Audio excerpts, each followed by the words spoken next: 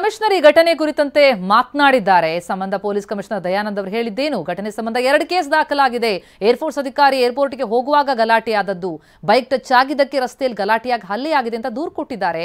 ಹಾಗಾಗಿ ಈ ಘಟನೆಗೆ ಸಂಬಂಧಪಟ್ಟಂತೆ ಒಟ್ಟು 2 ಕೇಸನ್ನು ದಾಖಲಿಸಿಕೊಳ್ಳಲಾಗಿದೆ ಅಂತ ಕಮಿಷನರ್ ದಯಾನಂದ್ ಹೇಳಿಕೆ ಕೊಟ್ಟಿದ್ದಾರೆ. ಪೊಲೀಸ್ ಠಾಣೆಯವರು ಈಗ ಮಾಡ್ತಾ ಇದ್ದಾರೆ.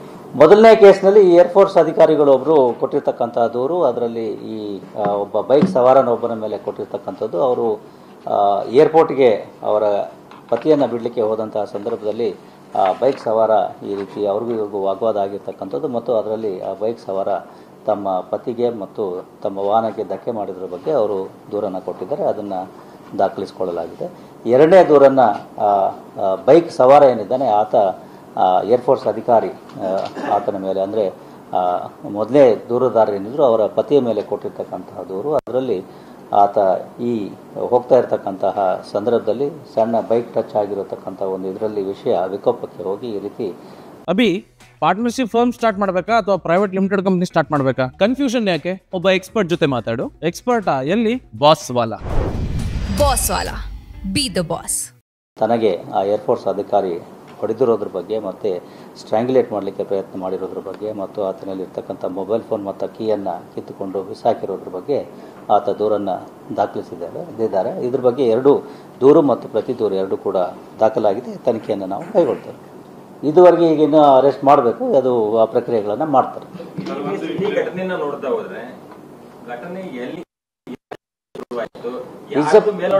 ಇದು ತನಿಖೆಯ ಪ್ರಕ್ರಿಯೆ ಆಗಿರೋದ್ರಿಂದ ನಾವು ಅದನ್ನು ಕೂತ್ಕೊಂಡು ಇಲ್ಲಿ ವಿಶ್ಲೇಷಣೆ ಮಾಡ್ತಕ್ಕಂಥದ್ದು ಅಥವಾ ವಿಮರ್ಶೆ ಮಾಡ್ತಕ್ಕಂಥದ್ದು ತಪ್ಪಾಗ್ತದೆ.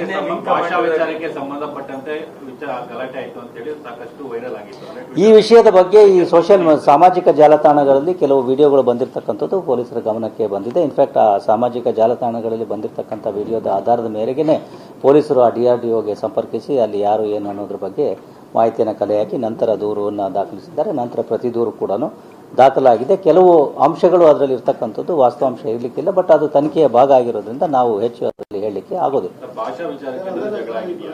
ಈಗಾಗಲೇ ಹೇಳಿದೆ, ಅವರು ಕೊಟ್ಟಿರ್ತಕ್ಕಂಥ ಕೆಲವು ಅಂಶಗಳು ಸಾಮಾಜಿಕ ಜಾಲತಾಣಗಳಲ್ಲಿ ಅವರು ಉಲ್ಲೇಖ ಮಾಡಿರ್ತಕ್ಕಂಥ ಕೆಲವು ಅಂಶಗಳು ವಾಸ್ತವಾಂಶದಿಂದ ಕೂಡಿರೋ ಸಾಧ್ಯತೆ ಇಲ್ಲ ಅನ್ನೋದು ಕಂಡು ಬಂದಿದೆ. ಬಟ್ ಅದು ತನಿಖೆಯ ಭಾಗ ಆಗಿರೋದ್ರಿಂದ ನಾವು ಹೆಚ್ಚು ಅದರ ಬಗ್ಗೆ ಮಾತನಾಡಲಿಕ್ಕೆ ಆಗೋದಿಲ್ಲ. ಬೈಯಪ್ಪನಹಳ್ಳಿ ಪೊಲೀಸ್ ಠಾಣೆ ವ್ಯಾಪ್ತಿಯಲ್ಲಿ ನಿನ್ನೆ ಆಗಿರ್ತಕ್ಕಂತಹ ಘಟನಾವಳಿಗಳ ಬಗ್ಗೆ ಪ್ರಕರಣ ಮತ್ತು ಎದುರು ಪ್ರಕರಣ 2 ಕೇಸ್ ಆ್ಯಂಡ್ ಕೌಂಟರ್ ಕೇಸ್ ದಾಖಲಾಗಿದ್ದಾವೆ. 2 ಪ್ರಕರಣಗಳ ತನಿಖೆಯನ್ನು ಬೈಯಪ್ಪನಹಳ್ಳಿ ಪೊಲೀಸ್ ಠಾಣೆಯವರು ಈಗ ಮಾಡ್ತಾ ಇದ್ದಾರೆ. ಮೊದಲನೇ ಕೇಸ್ನಲ್ಲಿ